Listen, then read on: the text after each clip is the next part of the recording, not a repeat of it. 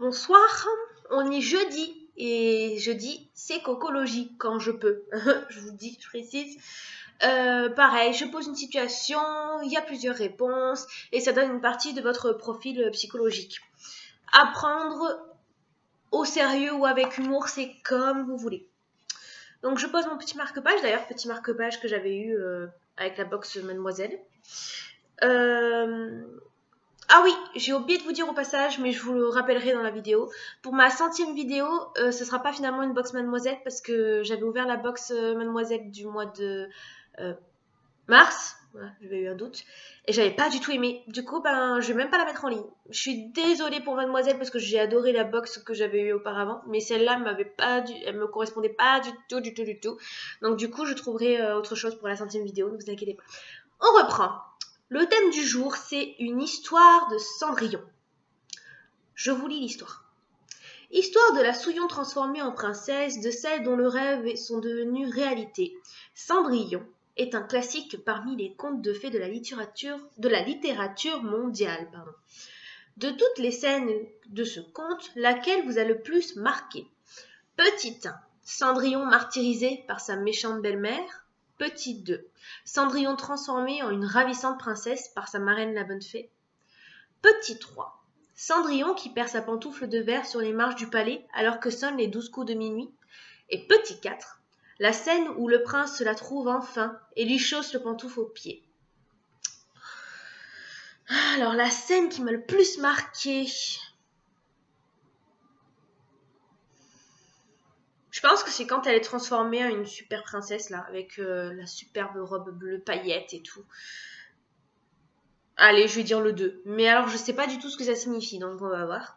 Solution. Il y a un texte dans l'introduction. Pourquoi réagissez-vous si fort à la scène que vous avez choisie? Une approche attentive du contenu de chaque scène montre que votre choix est lié à votre plus grande faiblesse de caractère ou à votre plus grand défaut. On va voir. Ceux qui ont répondu le petit 1. Cendrillon martyrisé par sa méchante reine. Imaginez la pauvre Cendrillon en train de frotter les parquets tandis que sa belle-mère et ses demi-sœurs abusent d'elle et évoquent de forts sentiments de pitié. Mais sous la pitié se dissimulent des sentiments de supériorité et d'orgueil. Cette scène vous a marqué parce qu'elle vous a fait vous sentir mieux qu'un autre. C'est bien de pouvoir considérer les autres d'un œil attendri, mais prenez garde de ne pas toujours avoir le regard haut. Les regarder de haut, pardon. Ok, déjà je suis pas trop orgueilleuse. D'après si j'avais répondu 1, mon Dieu. Petit 2. Cendrillon transformé en une ravissante princesse par sa marraine la fée. D'un coup de baguette magique, la marraine transforme sa filleule en une princesse enchanteresse et change son existence pour toujours.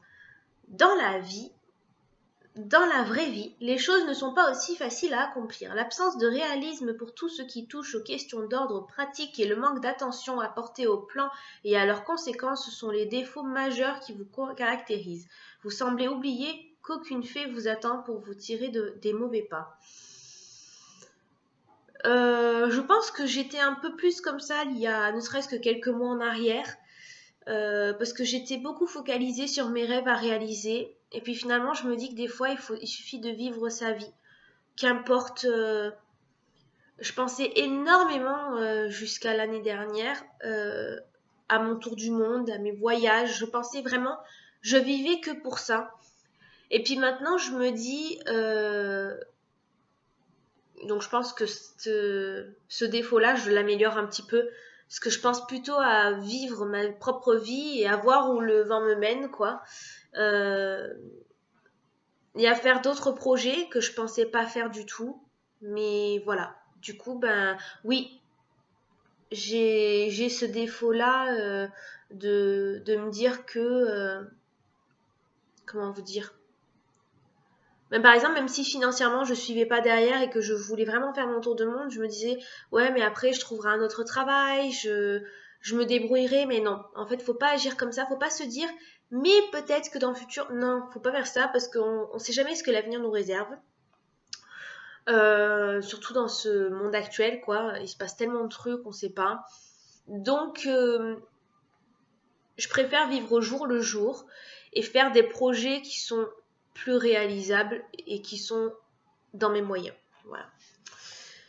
Petit 3. Cendrillon qui perd sa pantoufle sur les marches du palais alors que sonnent les 12 coups de minuit. Cette scène vous a fortement marqué car elle joue sur la façon dont vous dépendrez des autres.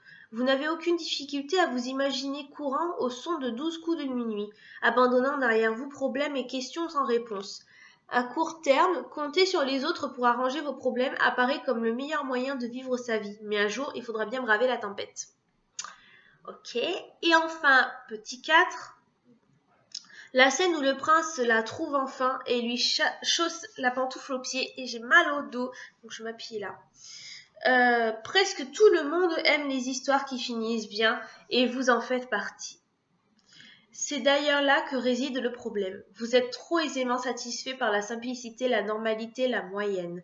Tout ce que vous attendez de la vie, c'est un boulot moyen, un salaire moyen, des amis moyens, une famille, des enfants moyens. Approfondissez ce qui fait de vous un être unique et original. N'oubliez pas que vous êtes un individu à part entière, même si vous n'en avez pas l'impression.